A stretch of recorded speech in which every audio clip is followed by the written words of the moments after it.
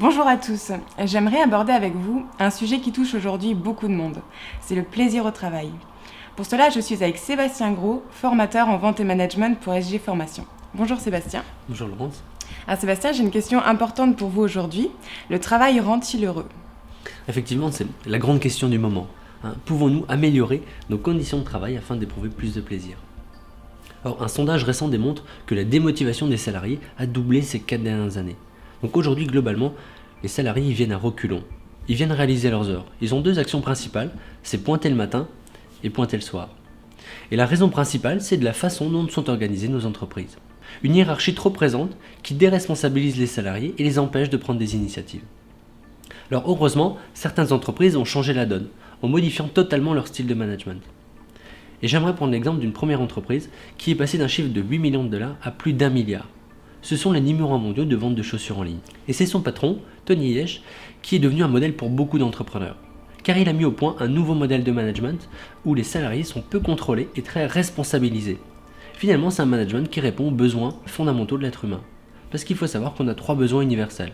C'est ce qu'on appelle l'égalité intrinsèque. Donc la première, ça sera traiter le salarié avec la confiance et le respect. C'est le développement personnel. Chaque personne a un potentiel. Peut-il le développer au sein de son entreprise et de son magasin ? Et enfin, la troisième, c'est l'autonomie. Et ça, certaines entreprises françaises l'ont bien compris.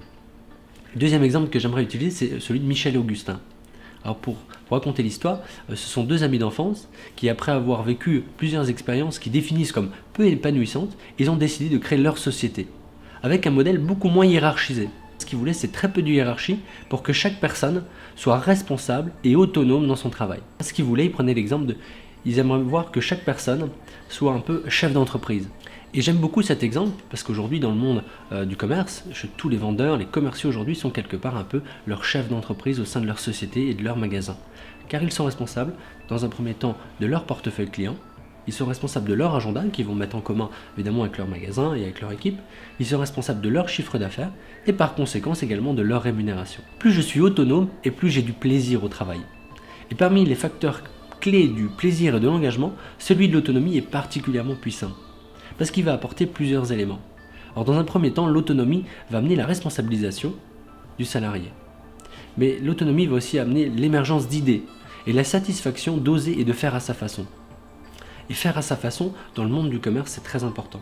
Parce que quand un vendeur aujourd'hui rentre dans une entreprise, il va apprendre plusieurs choses. Il va apprendre une politique commerciale, il va apprendre une philosophie et il va aussi apprendre une méthode de vente, très souvent. Et quand on veut aujourd'hui apprendre une méthode de vente, ce qui est important, c'est pas de leur faire apprendre, mais c'est de leur faire comprendre, afin que ça fasse sens pour eux et qu'ils puissent l'appliquer à leur façon. Donc quelque part, donner de l'autonomie, c'est aussi donner le droit à l'erreur et par conséquent le droit d'apprendre. Et ça, c'est les dirigeants, les managers aujourd'hui, de leur laisser la possibilité d'oser et d'essayer faire à leur façon. Parce que j'ai souvent quelqu'un qui n'essaye pas, ne se trompe qu'une seule fois. Donc, donner le droit à l'erreur, c'est juste donner et encourager la prise d'initiative. Et dans le cadre des forces de vente qui sont en magasin par exemple, comment ça fonctionne exactement ? Si vous voulez, aujourd'hui les commerciaux ont très peu de marge de manœuvre pour négocier des prix ou des conditions. Alors, lorsqu'un client viendra et demandera une remise, le commercial ira directement chercher son chef, qui lui-même viendra négocier avec le client et lui accorder la remise. Mais dans ce cas-là, j'ai envie de vous demander, quel est le rôle du commercial ? Pour moi, à le faire systématiquement, ça contribue à mon sens qu'à une déresponsabilisation du salarié et du commercial. Lorsqu'un client exigeant, j'appellerais habile négociateur, demandera quelque chose, le commercial ira chercher son chef en mission pompier. Alors qu'en leur donnant de l'autonomie, mais dans un cadre qui est bien défini en termes de volume, de conditions, de prix ou de marge, qui va travailler en amont, ce qu'on appelle la stratégie commerciale, on va lui laisser prendre plus d'initiative et plus de plaisir. Parce que c'est lui qui va réaliser la vente et non son chef. Et ça, c'est très facile à tester, parce qu'aujourd'hui, j'encourage tous les patrons de magasins, les managers, à demander à toutes leurs équipes, à tous leurs vendeurs, raconte-moi aujourd'hui ton plus beau succès. Quelle est ta plus belle vente ? Ou raconte-moi une vente qui t'a marqué, de façon positive, on est d'accord. Vous allez voir, tous les vendeurs aujourd'hui leur donneront des performances qu'ils auront réalisées, mais ils personnellement. Soit parce qu'ils se sont battus, soit parce qu'ils ont arraché la vente, c'était pas gagné, ou parce qu'ils ont réalisé tout seuls. Ils ont réalisé la vente tout seuls. Aujourd'hui, très peu de personnes vous diront ma plus belle vente, c'est quand mon chef est venu et a réalisé la vente à ma place. Et j'ai souvent l'exemple, c'est-à-dire que j'ai la chance de participer à des examens pour les vendeurs et ils doivent nous préparer un dossier professionnel. Et dans ce dossier, ils doivent nous présenter une vente.